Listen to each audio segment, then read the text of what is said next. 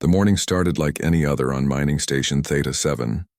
Maria Vasquez walked through the metal corridors, her marine boots making soft sounds on the floor. She had been stationed here for 6 months, watching over the miners and making sure everything stayed peaceful. It was boring work, but someone had to do it. The station sat on a small moon far from Earth. The miners dug up rare metals that Earth needed for building ships. There were only 300 people living here. Most of them were workers who just wanted to do their jobs and go home. Maria checked her watch. It was almost time for her morning patrol. She was a gunnery sergeant in the Earth Marine Corps. She had fought in 3 wars before coming to this quiet place. Her friends back on Earth said she was crazy to take such a boring job, but Maria liked the peace and quiet after so many years of fighting. She walked to the communication center to check for any messages from Earth. The room was empty except for the glowing screens and blinking lights. Everything looked normal. Maria sat down at the main console and started reading through the daily reports. Suddenly, all the screens went dark. Then they lit up again with a bright blue light. Maria had never seen anything like it before. She tried to press buttons to fix it, but nothing worked. The screens showed strange symbols that moved and changed. Then a voice spoke. It was deep and cold, like metal scraping against stone. Attention, primitive beings. A figure appeared on the main screen. It looked almost human, but was much taller. Its skin was gray like stone, and it wore armor that seemed to be made of light. Its eyes were bright yellow and looked at Maria like she was an insect. I am Warlord Kethvar of the Zephyrian Hegemony, the creature said. This system now belongs to us. You will surrender immediately or you will be destroyed. Maria stared at the screen. This was first contact with an alien race. She had read about this possibility in her training, but she never thought it would really happen, and she never thought it would happen to her. Your species has 2 choices, Kethvar continued. Kneel before the hegemony and serve us or die where you stand. We have conquered 47 worlds. We have never been defeated. Choose now. The alien's eyes seemed to look right at Maria through the screen. She could see ships in the background behind him. They were huge and covered in weapons. There had to be dozens of them. Maria thought about the 300 innocent people on the station. She thought about the miners who just wanted to go home to their families. She thought about Earth so far away. No one even knew these aliens existed. Most people would have been scared. Most people would have started begging or crying. But Maria was not most people. She had been in bad situations before. She had faced enemies who seemed impossible to beat, and she was still alive. She looked at Kethvar's armor and weapons. She studied the ships behind him. She noticed how he stood and how he talked. Everything about him screamed that he was used to people being afraid of him. He was used to easy victories. Maria felt something she had not felt in a long time. It was not fear. It was not anger. It was something else. Something that had kept humans alive through thousands of years of war and struggle. It was the feeling of being challenged. A slow smile spread across her face. It was not a happy smile or a friendly smile. It was the smile of someone who had just been handed an interesting puzzle to solve. Kethvar saw the smile and stopped talking. He had expected fear or begging. He had expected the human to fall to her knees. Instead, this small creature was smiling at him like she knew something he did not. You find your death amusing? Kethvar asked. Maria leaned back in her chair. You know what's funny? She said. You remind me of someone. Explain. There was this bully back on Earth when I was a kid. Big guy thought he was tough. He would walk up to smaller kids and tell them to give him their lunch money or else. He always expected them to just hand it over.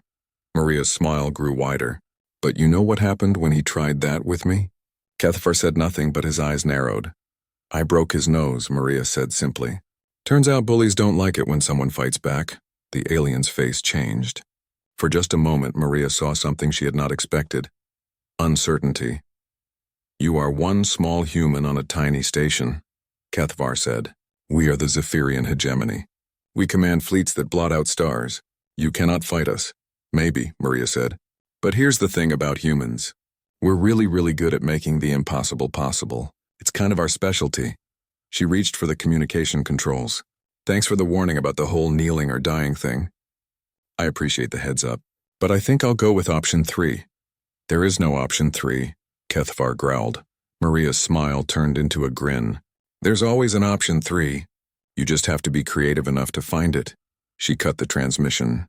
The screens went black, then returned to their normal displays. The communication center was quiet again, but everything had changed.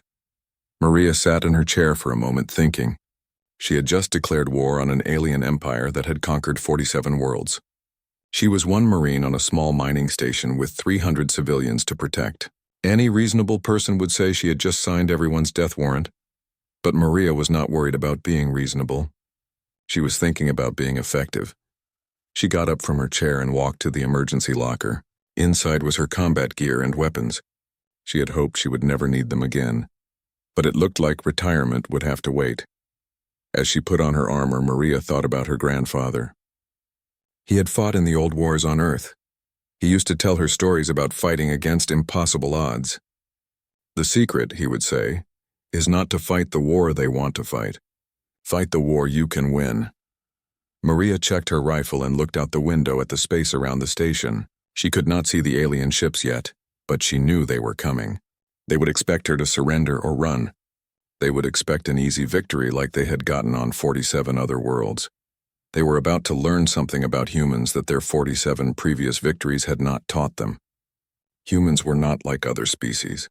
Humans had learned to fight wars not just to win, but to survive when winning seemed impossible. Maria walked to the station's main communication system. She needed to warn Earth about the aliens, but first she had work to do. She had 300 people to protect and a war to plan. The aliens had given her two choices, kneel or die, but Maria had already decided on option 3. She was going to teach them why humans had survived everything their own planet had thrown at them. The war for humanity's future was about to begin, and it was starting with one Marine's smile. Maria ran through the station corridors, her boots pounding on the metal floor. She had maybe 2 hours before the aliens arrived.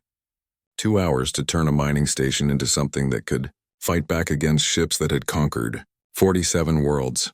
She burst into the mining control room where Chief Engineer Rodriguez was checking the morning reports. He looked up in surprise. "Sergeant, what's wrong? You look like you've seen a ghost." "Worse," Maria said, catching her breath. "I've seen aliens. Big ones with lots of guns. They're coming here in about 2 hours to either make us kneel or kill us." Rodriguez stared at her. "Are you feeling okay? Maybe you need to see the doctor." Maria grabbed him by the shoulders. "Listen to me, Rodriguez. I'm completely serious. We have hostile aliens coming to attack this station. I need you to help me figure out how to fight them." Something in her voice made Rodriguez realize she was not joking. His face went pale. "Fight them? Sergeant, this is a mining station. We don't have weapons. We have mining tools and construction equipment." "That's exactly what we have," Maria said with a grin. "And that's exactly what we're going to use." She pulled out a tablet and started drawing diagrams. "Tell me about the explosives you use for mining." "We have industrial charges for breaking up rock. They're powerful, but they're not weapons." "Everything's a weapon if you use it right," Maria said. "How much do we have?" Rodriguez thought for a moment. "Maybe 2 tons of charges, plus the materials to make more." "Good. What about the construction mechs?" "We have 4 heavy construction suits for building and repair work. But they're not built for fighting." Maria was already making plans in her head. She remembered stories her grandfather told her about the old Earth wars. Stories about farmers fighting professional soldiers with hunting rifles and homemade bombs. Stories about people who won by refusing to fight fair. "Here's what we're going to do," she said. "We're going to turn this station into the most unpleasant place in the galaxy for an occupying army." Over the next hour, Maria gathered the station's security team and key personnel. There were only 12 security guards, but they were all former military. She explained the situation quickly and clearly.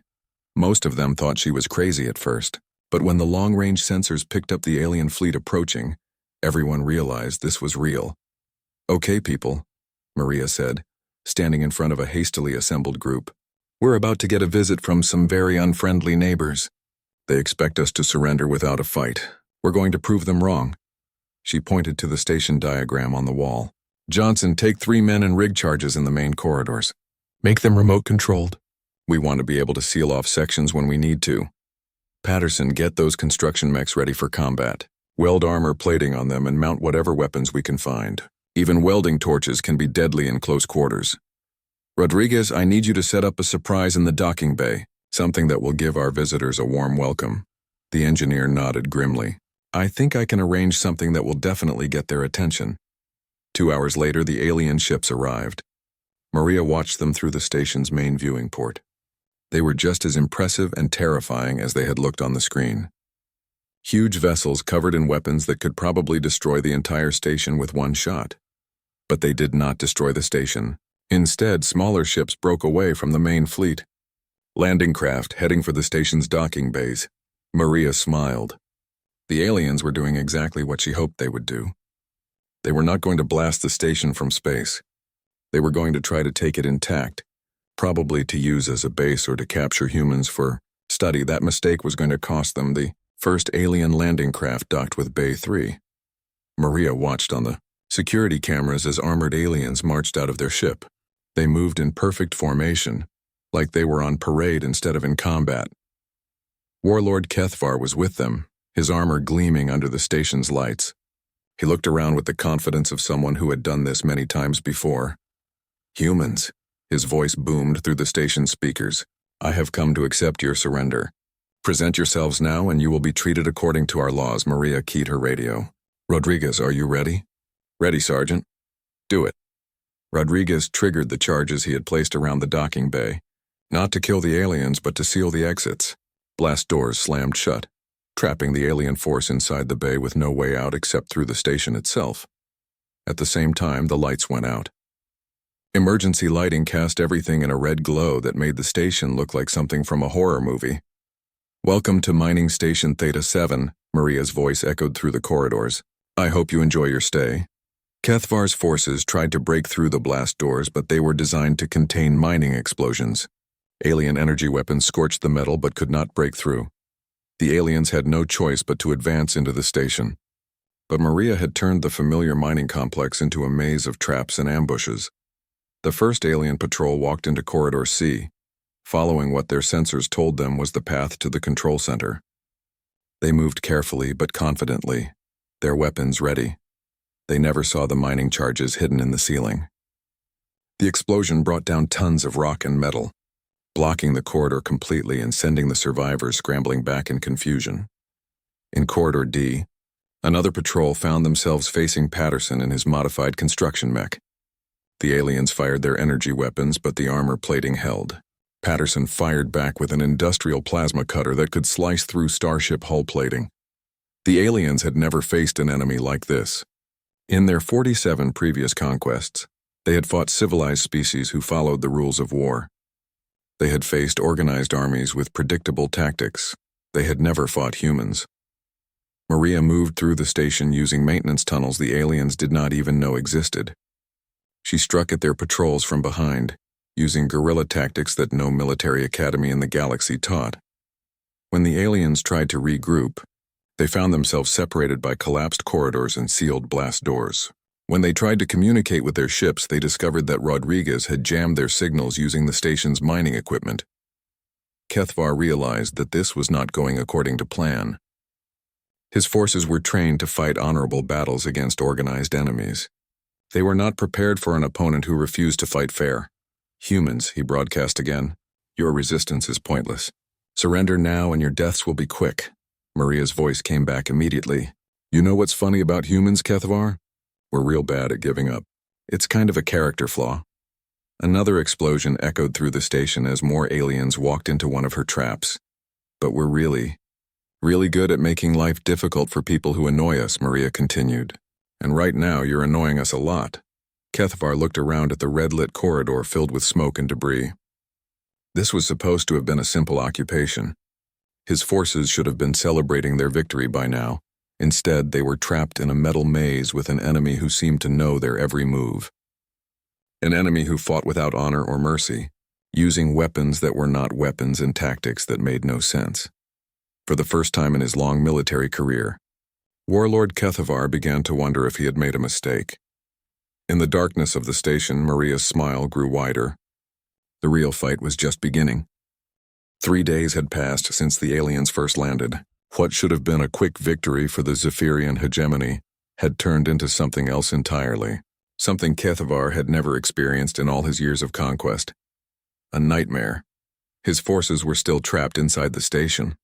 Every time they tried to break out, they faced new traps and obstacles. The humans seemed to know the station better than the aliens knew their own ships. They appeared from nowhere, struck hard, and vanished before his soldiers could respond. Worse, the humans were learning. Each attack was more clever than the last. They had started using the aliens' own weapons against them, taking equipment from fallen soldiers and turning it into new traps. Kethvar stood in what had once been the station's main cafeteria. His engineers had finally managed to create a secure area by sealing off all the entrances, but it felt more like a prison than a command post. "Status report," he ordered his lieutenant. "We have lost 43 soldiers," the lieutenant replied. 17 more are wounded. We have secured approximately 30% of the station, but the humans continue to launch attacks from areas we thought were cleared. How many humans are we fighting? Our best estimate is 12 to 15 active combatants. The rest appear to be civilians hiding in secured areas. Kethvar felt something he had not experienced in decades: doubt. His army of 300 elite soldiers was being held off by a handful of humans using mining equipment. "Sir?" Another officer approached. "We are receiving transmissions from the human. She wants to speak with you." Kethvar nodded grimly. He had been expecting this. The human leader would probably try to negotiate now that she had made her point. It was what any reasonable commander would do. The main screen flickered to life and Maria Vasquez appeared. She was sitting in what looked like an office, completely calm and relaxed. She did not look like someone who had been fighting a desperate battle for 3 days. "Hello again, Kethvar," she said with that same unsettling smile. "How are you enjoying your visit?" "Your resistance has been noted," Kethvar replied stiffly. "But it changes nothing. You cannot win. Surrender now and I will grant you an honorable death." "That's very kind of you," Maria said. "But I think there's something you need to understand about humans before we go any further." She touched something off screen and the display changed. Now it showed images that Kethvar did not recognize. Soldiers in primitive armor fighting with crude weapons. Explosions and fire. Cities in ruins. "This is Earth," Maria explained. "Our home world. These are pictures from our history." The images kept changing. Kethvar saw battles fought with increasingly advanced weapons. Tanks rolling across battlefields. Aircraft dropping bombs on cities. Ships firing massive guns at each other across vast oceans. "We call this World War II," Maria said. "Humans killed about 75 million other humans in 6 years. We used bombs, poison gas, fire, and anything else we could think of. We bombed cities full of civilians. We burned entire countries. We developed weapons that could destroy whole cities with a single explosion." Kethvar stared at the images in horror. No civilized species would do such things to their own kind. "But that's just one war," Maria continued. "We've been fighting wars like this for thousands of years. Wars where there are no rules and no mercy. Wars where the only goal is to survive no matter what it takes." The images changed again. Now Kethvar saw jungle warfare, urban combat, guerrilla fighters using improvised weapons against modern armies. "You know what we learned from all that fighting?" Maria asked. "We learned that technology doesn't always win wars. We learned that the side that wants to win more usually does. And we learned that there's no such thing as fighting dirty when your survival is at stake." Kethvar felt a chill run down his spine. His species had fought wars, but they were civilized conflicts with rules and honor. The winner conquered the loser, and life continued. This human was describing something else entirely. Total war where anything was acceptable as long as it led to victory. "Your people fight with honor," Maria said as if reading his thoughts. "You follow rules. You expect your enemies to do the same. But humans don't fight wars to be honorable. We fight wars to win." She leaned forward and her smile became predatory. "And we're very, very good at winning." The transmission ended, leaving Kethvar staring at a blank screen. Around him, his officers looked shaken. They had all heard the human's words and seen the images of Earth's wars. "Sir," his lieutenant said quietly, "perhaps we should request reinforcements." Kethvar nodded slowly. This was no longer a simple occupation. This was something his people had never faced before. An enemy that did not follow any of the rules of civilized warfare. He opened a communication channel to his fleet. "Admiral Zethkar, I need additional forces. The resistance here is more significant than anticipated." "How many humans are you fighting?" the admiral asked. "Approximately 15 active combatants." There was a long pause. "Did you say 15? You have 300 soldiers." "I understand how it sounds," Kethvar replied. But these humans fight unlike anything we have encountered before. They do not follow standard military doctrine. They use improvised weapons and guerrilla tactics. They have turned their civilian infrastructure into a weapon system. Another pause. Then the Admiral's voice became concerned. Are you requesting evacuation? The question hung in the air. In all of Zephyrian military history, no force had ever requested evacuation from a simple occupation mission. But Kethavar was beginning to understand that nothing about humans was simple. Send 2 more battalions, he said finally. And Admiral?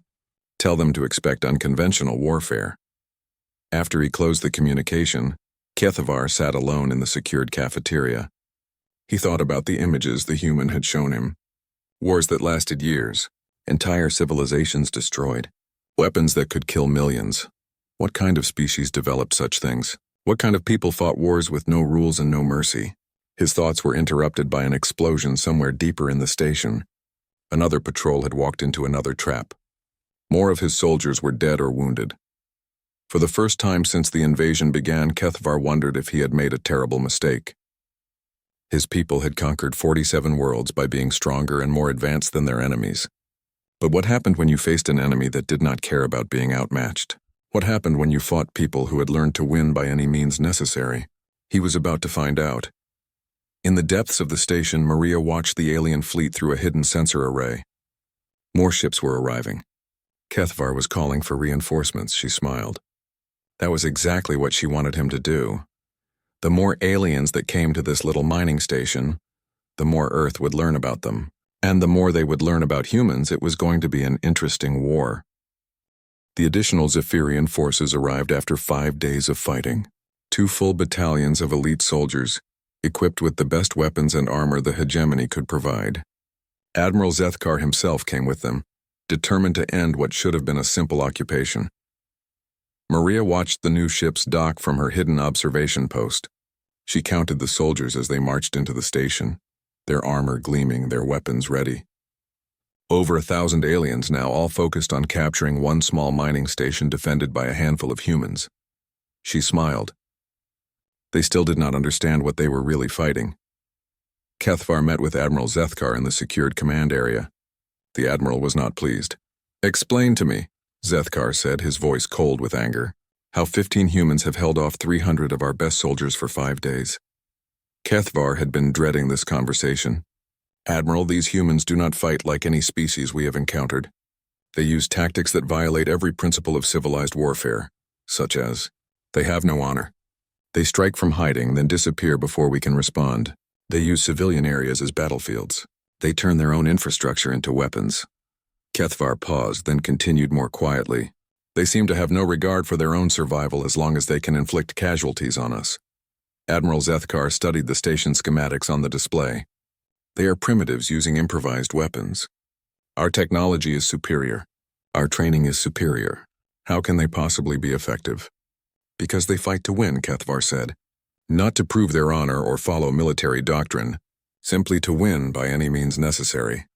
As if to prove his point, an explosion echoed through the station. One of the new patrols had just encountered one of Maria's traps. Admiral Zethkar's expression hardened. Then we will show them the consequences of defying the hegemony. Order a full assault, every corridor, every room. We will crush this resistance with overwhelming force. Kethavar wanted to argue, but he had learned not to question his superiors. The order was given. What followed was chaos. The Zephyrian forces advanced in massive formations exactly as their military doctrine prescribed. They moved through the station like a conquering army, expecting to sweep away the human resistance through sheer numbers and firepower. Instead, they walked into hell. Maria had spent the last 5 days studying their tactics and preparing for exactly this kind of assault. She had turned the entire station into a death trap, designed to hurt large groups of enemies. The aliens advanced down Corridor A in perfect formation. The corridor exploded around them, bringing down ceiling supports and crushing dozens of soldiers. The survivors found themselves trapped in a dead end with no way forward, and debris blocking their retreat. In Sector B, another battalion walked into a section that Maria had filled with poisonous gas from the mining operation. Their armor protected them, but their sensors and communications were knocked out, leaving them blind and isolated. Sector C had been flooded with superheated coolant from the station's reactor. The aliens' energy shields protected them from the heat, but the steam made it impossible to see. They stumbled through the white fog while human defenders picked them off one by one. But the worst was Sector D. Admiral Zethkar had sent his best troops there, expecting them to break through to the command center quickly. Instead, they found something that would haunt the survivors for the rest of their lives. Maria had filled the sector with recordings of human history, but not the sanitized version that most species learned about. The real history, the brutal, ugly truth of how humans had survived their own planet. Images of ancient warriors who fought to the death rather than surrender. Videos of soldiers throwing themselves on explosives to save their comrades. Records of civilians who chose to destroy their own cities rather than let them fall to enemies. The Zephyrians watched in horror as humans throughout history chose death over defeat, victory over honor, survival over everything else. This is what you're fighting, Maria's voice echoed through the sector. This is what humans are. We don't surrender. We don't give up. We find a way to win or we die trying. The images kept coming. Humans fighting with broken weapons against impossible odds. Humans using their own bodies as weapons when nothing else was left. Humans who smiled as they died because they had hurt their enemies. You've conquered 47 worlds, Maria continued, but you've never fought a species like us. You've never fought people who learned to be monsters because it was the only way to survive. Some of the aliens broke and ran. Others stood frozen, unable to process what they were seeing. A few tried to destroy the recording equipment, but Maria had hidden speakers throughout the entire sector. Admiral Zethkar watched the chaos from his command post, his confidence crumbling. His overwhelming assault had turned into a disaster. His soldiers were trapped, lost, or fleeing in terror from recordings of human history. How? He whispered. Kethavar stood beside him, no longer surprised by anything the humans did. Because they understand something we do not, Admiral. War is not about honor or glory or following rules. War is about making the other side quit fighting. And humans are very good at making people quit. Another explosion shook the station. More of their soldiers were dead. Sir, a communications officer reported, we're receiving a transmission from Earth. It seems they have detected our presence. Admiral Zethkar straightened. Finally, something that made sense. Put it through. The screen flickered to life, showing a human in military uniform sitting in what was obviously a spaceship command center. Behind him, Admiral Zethkar could see other humans working at various stations. I am Admiral Chen of the Earth Defense Force, the human said calmly. You are holding one of our stations and threatening our citizens. You will withdraw immediately. Admiral Zethkar almost laughed. One human ship against his entire fleet. Human, you are outnumbered 50-1. You cannot threaten us, Admiral Chen smiled. It was the same smile Maria had shown them. The same expression that had started this entire nightmare. You know what's interesting? Chen said. We've been monitoring your little invasion for the past week. We've learned quite a bit about you, such as the fact that you've never fought a real war. Oh, you've conquered planets, sure. But you've never faced an enemy that was willing to do anything to win. You've never fought people who see war as a problem to be solved rather than a game to be won. The display behind Chen changed, showing images of space, but not empty space. Space filled with ships, hundreds of them, all heading toward the mining station. You brought 1,000 soldiers to fight 15 humans, Chen continued. We're bringing 15,000 humans to fight your 1,000 soldiers. We're also bringing weapons you've never seen before, tactics your military academies never taught, and a level of determination that your species can't comprehend. Admiral Zethkar stared at the approaching fleet in growing horror. You wanted to know what humans are really like, Admiral Chen said. You're about to find out. The transmission ended. In the depths of the station, Maria checked her equipment one more time. The real war was about to begin. But she was not worried. After all, she was human. And humans were very, very good at war. The Earth Defense Force fleet arrived exactly when Admiral Chen had promised. 15,000 humans aboard ships that looked nothing like the sleek, beautiful vessels of the Zephyrian hegemony. The human ships were ugly, practical things covered in armor and weapons. They looked like they had been built for one purpose: war. Admiral Zethkar watched the approaching fleet with growing dread. His own ships were superior in every way. Better technology, better weapons, better shields. But after a week of fighting humans, he was beginning to understand that superiority did not always matter. "Admiral," his tactical officer reported, "the human fleet has taken position around us. They are not attacking, but they have us surrounded." "How many ships?" 137 combat vessels of various sizes, plus support ships and what appear to be troop transports. Zethkar nodded grimly. The humans had not come just to rescue their people. They had come for war. A communication request came from the human fleet. Zethkar accepted it, and Admiral Chen appeared on the screen again. "Admiral Zethkar," Chen said politely, "I believe we need to talk." "There is nothing to discuss. This system belongs to the hegemony now." Chen smiled that terrible human smile. "Actually, there's quite a lot to discuss. For example, the fact that news of your invasion has spread throughout the galaxy. Right now, representatives from 200 species are watching this conversation to see how it ends." The screen split to show dozens of alien faces. Zethkar recognized many of them. Leaders from the Galactic Council, ambassadors from major powers, commanders from various military forces. All of them were watching. "You see," Chen continued, "word has gotten out about what happened here. How 1,000 of your elite soldiers got held up by 15 humans for a week. How your overwhelming technological superiority meant nothing against human determination and creativity." Zethkar felt his stomach drop. This was no longer just about one mining station. This had become a galactic political crisis. "The galaxy is very interested in meeting this new species," Chen said, "especially after seeing what we can accomplish when we're properly motivated." "You cannot threaten the entire hegemony with one fleet," Zethkar protested. "Who said anything about threats?"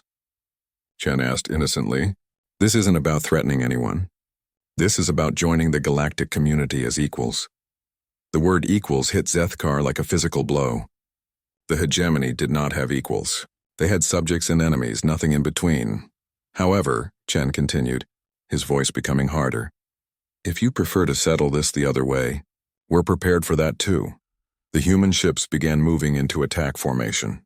Zethkar's sensor showed him something that made his blood freeze. The human ships were not just surrounding his fleet. They were surrounding the entire system. "You brought 50 ships to conquer one mining station," Chen observed. "We brought 137 ships to defend it. What does that tell you about the difference between our two species?" Before Zethkar could answer, another voice joined the conversation. Maria Vasquez appeared on the screen, transmitting from inside the mining station. "Hello again, everyone," she said cheerfully. "Sorry I missed the party. I was busy cleaning up after our guests."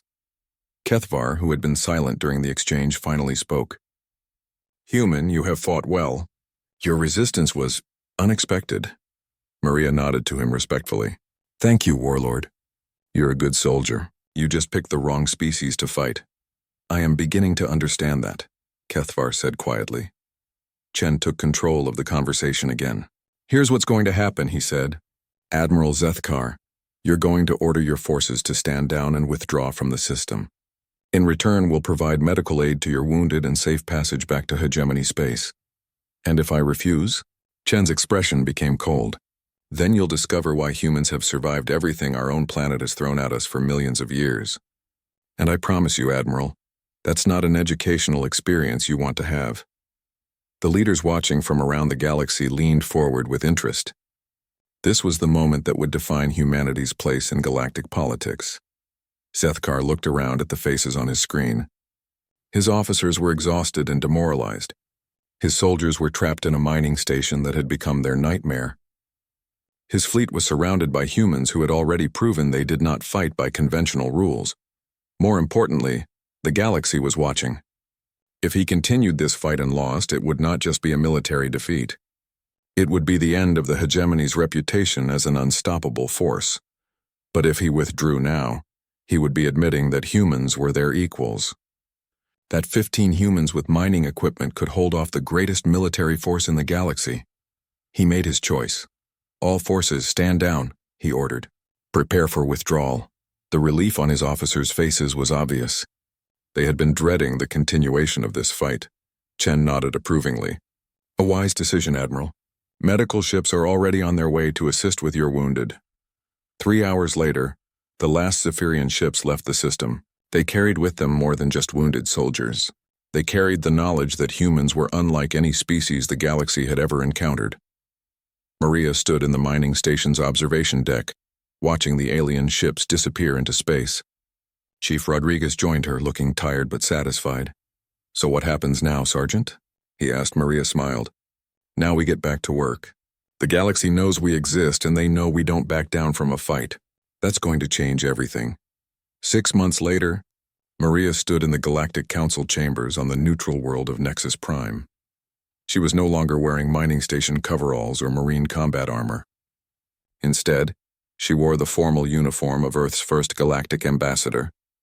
The assembled representatives of 200 species watched as she approached the central podium.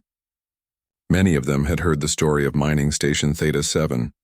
Some had seen the recordings of the battle. All of them were curious about this new species that had emerged from nowhere to challenge one of the galaxy's major powers. "Distinguished representatives," Maria began, "I stand before you today not as a conqueror or a threat, but as someone who hopes to build a better future for all our species." She paused and looked around the chamber, meeting the eyes of aliens from across the galaxy. "Humans are not perfect. We have a violent history and we've made many mistakes. But we've also learned something important from our struggles, that survival isn't just about being the strongest or having the best technology. It's about never giving up, no matter how impossible things seem." In the back of the chamber, Kethvar listened quietly. He had requested permission to attend, curious to see how the human would address the galactic community. "We don't want to conquer anyone," Maria continued. "We don't want to rule over anyone.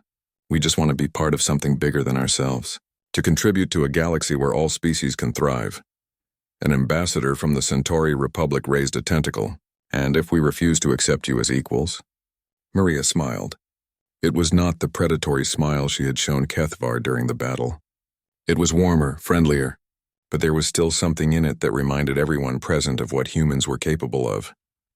"Then you'll find out why we've survived everything our own planet has thrown at us," she said simply. "But I really hope it doesn't come to that. War is expensive, messy, and nobody really wins. I'd much rather we all work together." The vote to accept humanity as a full member of the Galactic Council was not unanimous, but it passed by a comfortable margin. As Maria left the chamber, many of the alien representatives made a point of congratulating her personally. Kethvar was the last to approach her. The Zephyrian warrior looked different somehow. Less arrogant, more thoughtful. "Ambassador Vasquez," he said formally. "Warlord Kethvar," she replied with equal formality. "I wanted to apologize for threatening your people. It was inappropriate." Maria studied his face for a moment, then smiled. "No apology necessary, Warlord. You were doing your duty as you understood it. Besides, it worked out well for everyone in the end." "How so?" "You learned that there are species in the galaxy you can't simply intimidate into submission. We learned that we're not alone in the universe, and everyone else learned that humans make better allies than enemies." Kethvar considered this. "Perhaps. But I must ask, would you really have fought to the death rather than surrender?" Maria's smile widened. "Warlord, humans have been asking each other that same question for thousands of years, and the answer is always the same. Which is, try us and find out." As she walked away, Kethvar realized that he was smiling too. Humans were definitely going to make the galaxy a more interesting place. Behind them both, the representatives of 200 species began planning for a future that would include humanity. Some were excited by the possibilities. Others were worried about the changes to come, but all of them understood one thing. The galaxy would never be quite the same again. And in a small mining station on the edge of human space, Chief Rodriguez was already back to work, digging up the metals that Earth would need to build a better tomorrow. He whistled while he worked, still amazed that he had lived through first contact with alien species. The universe was a big, dangerous place.